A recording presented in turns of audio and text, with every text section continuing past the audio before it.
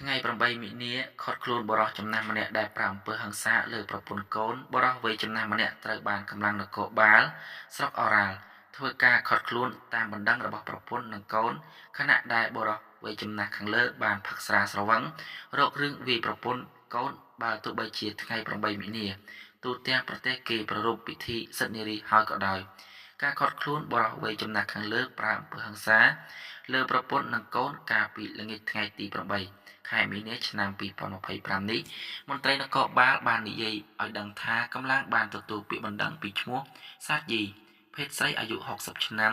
រស់នៅភូមិតាំងស្រឹងឃុំសង្កែសតបស្រុកអូរ៉ាល់ខេត្តកំពង់ស្ពឺ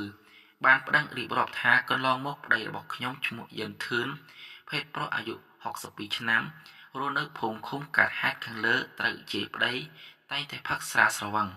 ហើយប្រាអំពើហិង្សាមកលើខ្លួននិងកូនជាច្រើនលើកជាច្រើនសារនិងគំរាមសម្លាប់មកលើខ្លួនថែមទៀតផងហើយក៏ធ្លាប់បានធ្វើកិច្ចសន្យានៅនគរបាលប៉ុស្តិ៍នគរបាលឃុំផងដែរ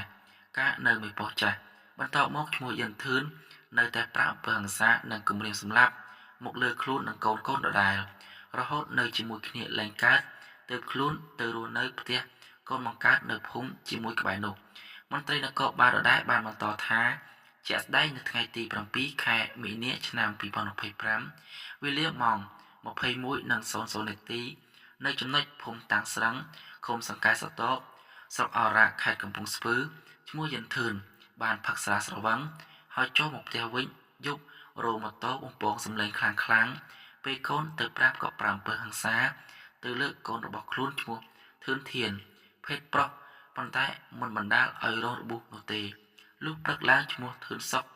នៅត្រូវជាកូនបានជិះម៉ូតូមកស៊ូពេលមកដល់ត្រូវបានឪពុកទាញដំបងឬស័យវាយចំក្បាលផ្នែកខាងឆ្វេងមួយដំបង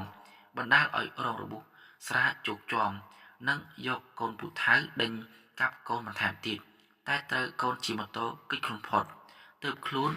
កើតទុកមិនសុខចិត្តមកដាក់ពាក្យបណ្ដឹងសំណូមពរឲ្យសមត្ថកិច្ចនគរបាលជួយធ្វើអន្តរាគមន៍និងចាប់ជនប្រព្រឹត្តជាប្តីដែលត្រូវជាឪពុកយកទៅចាត់ការតាមច្បាប់ក្រោយទទួលបានព័ត៌មាននិងបណ្ដឹងពីជនរងគ្រោះជាប្រពន្ធកម្លាំងជំនាញរបស់អធិការដ្ឋានរួមជាមួយកម្លាំងនគរបាលរដ្ឋបាលសង្កែសតបបានចុះទៅដល់កន្លែងកើតហេតុឃាត់ខ្លួនជនសង្ស័យជាប្តីយកមកអធិការដ្ឋាននគរបាលស្រុកអូរ៉ាល់ដើម្បីចាត់ការបន្តតាមវិធីច្បាប់